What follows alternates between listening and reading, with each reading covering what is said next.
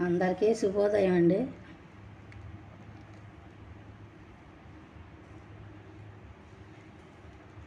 అందరికీ శుభోదయం.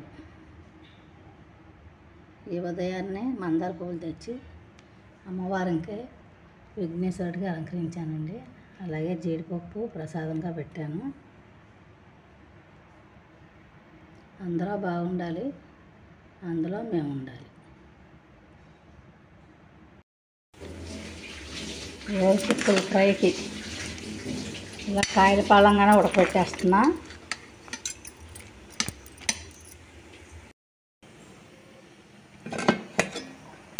White rice అయిపోవచ్చిందండి, మగ్గితే కట్టేస్తాను. అయితే అన్నం ఉడికాక ఇట్లా కాలుతుంది ఇలా తీసుకొని ఇలాగా అగ్నిదేవుడికి అలా 2 మెతుకులు వేయాలండి. కొంతమందికి తెలుసు, కొంతమందికి తెలియదు అని చెప్తున్నానండి. నేనైతే 1 మెతుకుదన్నా తీసి అట్లా వేస్తానండి అగ్నిదేవుడికి. అలాగే వైట్ రైస్ అయిపోయింది. చింతపండు చారుకి రెడీ చేస్తున్నాను. అలాగే బ్రౌన్ రైస్ ఉడికిపోయింది. వెల్లుల్లిపాయలు వేసిన బ్రౌన్ రైసు, అలాగే చిక్కుడుకాయలు ఉడికిపోయినాయి, వలవాలి. చింతపండు చారులోకి చింతపండు వేసానండి. ఇప్పుడు సాల్ట్ రుచి సరిపడా, అలాగే పసుపు,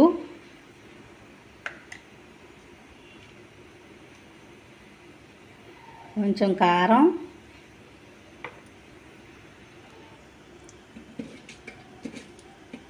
అలాగే 2 ఎండుమిర్చి ఇలా తింపుకొని వేసుకోవాలండి. అలాగే కొత్తిమీర, టమాటాని ఇలాగా టమాటా పండుని చారులోకి కోసి ముక్కల కన్నా ఇలా పిండేసి వేసుకుంటే చారు చాలా టేస్టీగా ఉంటుందండి. ముక్కలు కోసే కన్నా ఇలాగా పిసికేసి ఇలా వేసుకున్నామంటే ఆ టేస్టే వేరండి. చింతపండు చారులోకి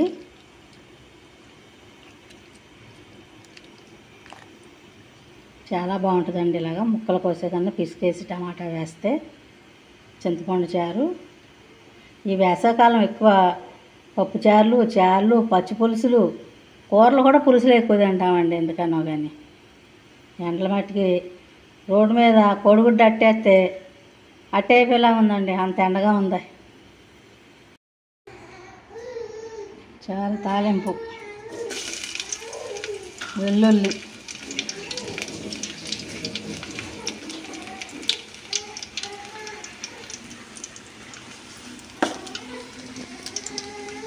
మా మనోడు కుయ్యలు ఆడుతున్నారు వింటున్నారా.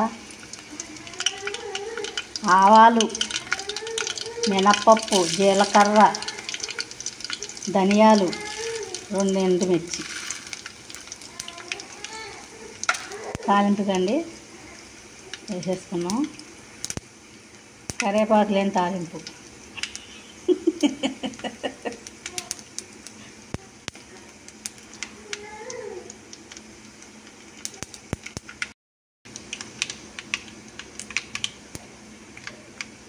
అది స్టవ్ కట్టేస్తున్నా, చారులో పోసేస్తున్నాను తాలింపు. రసం అనుకుంటున్నాను.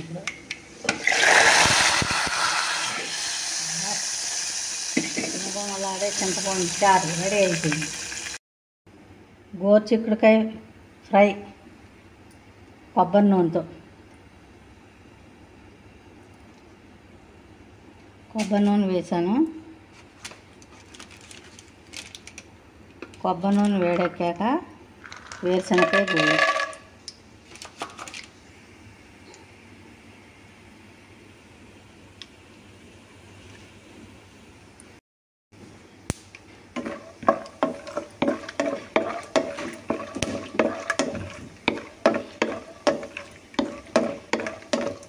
యూట్యూబ్లో ఇప్పటి వరకు ఎవరూ వండలేదండి ఈ ఫ్రై. నేనే ఫస్ట్ సారి చేస్తున్నాను. ఫస్ట్ నుంచి లాస్ట్ వరకు చూడండి.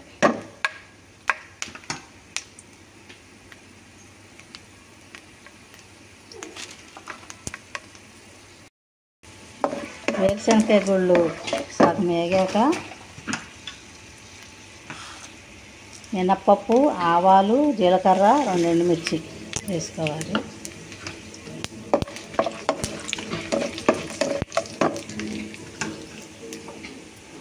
ఇవి వేగాక జీడిపప్పు వేసుకోవాలి.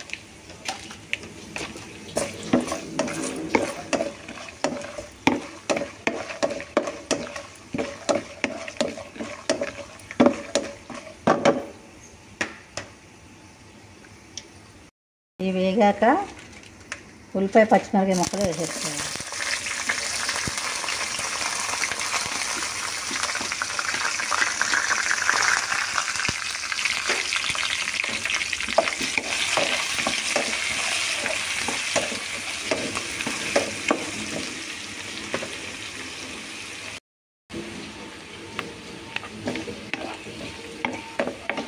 తొందరగా ఉల్లిపాయ మగ్గటానికి సాల్ట్ వేసుకున్నాము.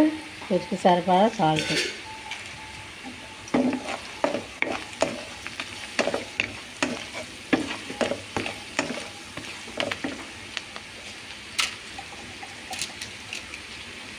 అలాగే పసుపు.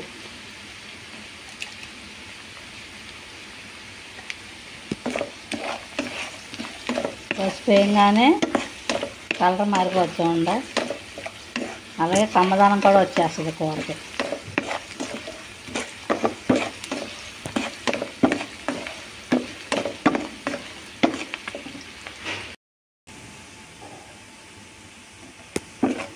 ఉల్లిపాయ ముక్కలు వేగిపోయినాయి. అంత కలర్ఫుల్గా ఉందో అన్నీ వేసుకున్నాక ఇవ్వండి ఉడకబెట్టుకున్న గోరుచిక్కుడుకాయ ఇలా ముక్కలుగా కట్ చేసుకొని ఇందులో వేసేస్తాం.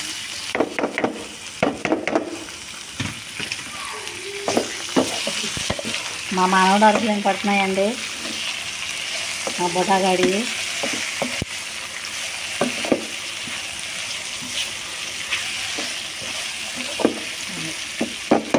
నిదానంగా మగ్గాది గోరుచిక్కుడుకాయ. పుచ్చకాయ ముక్కలు కోసేసిందండి మా కోళ్ళు. చల్లగా తింటున్నాం వంట అయ్యేలాగా. మీరు కూడా తింటున్నారా పుచ్చకాయ ముక్కలు?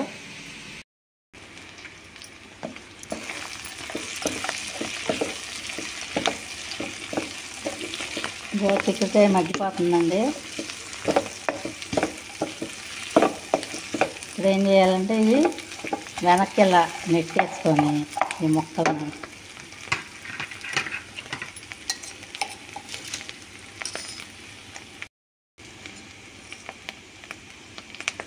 ఇందులో ఈ నూనెలో అల్లం, వెల్లుల్లి, జీలకర్ర 3 కలిపి ఇలా కచ్చాపచ్చిగా దంచేసుకోవాలి.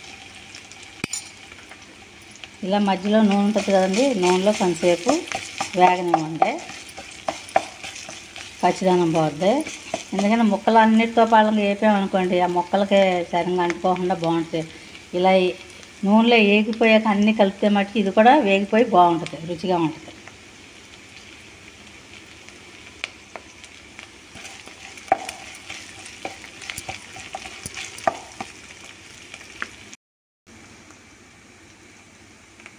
వేగిపోయిందంటే అంతా కలిపేసుకున్నాం. అప్పుడు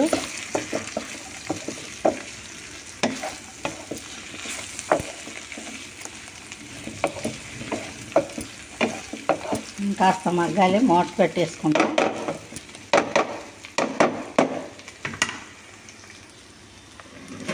స్టవ్ సిమ్లో పెట్టుకొని వేయించుకోవాలండి. చూద్దాం తీసేసి. ఎంత కలర్ఫుల్గా ఉంది కూర, చాలా బాగుంది. గోరుచిక్కుడుకాయ ఫ్రై.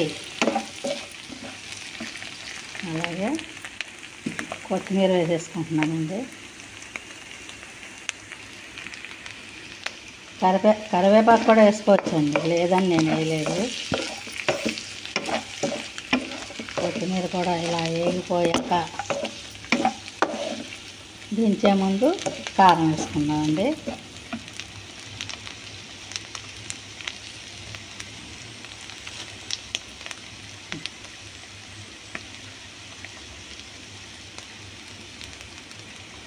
కారం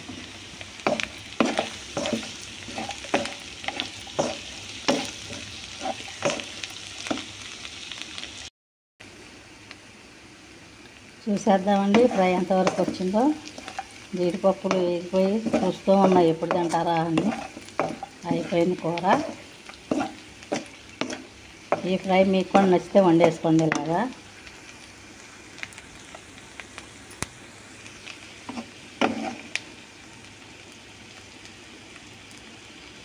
ఈ వీడియో మీకు నచ్చినట్లయితే లైక్ చేయండి, షేర్ చేయండి, కామెంట్ చేయండి, మర్చిపోకుండా సబ్స్క్రైబ్ చేయండి. థ్యాంక్స్ ఫర్ వాచింగ్ అండి.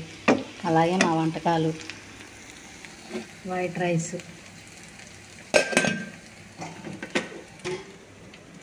బ్రౌన్ రైస్, వెల్లుల్లిపాయ వేసి కొంచెం వేగాలండి. అలాగే ఒక్క చిన్న మాట,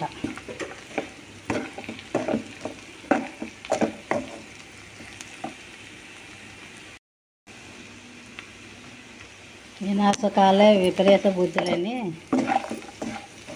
పక్కన వాళ్ళు బాధపడుతుంటే మనం సంతోషించే రోజులుగా ఉన్నాయండి. ఇలా ఎంతమందికి తెలుసు?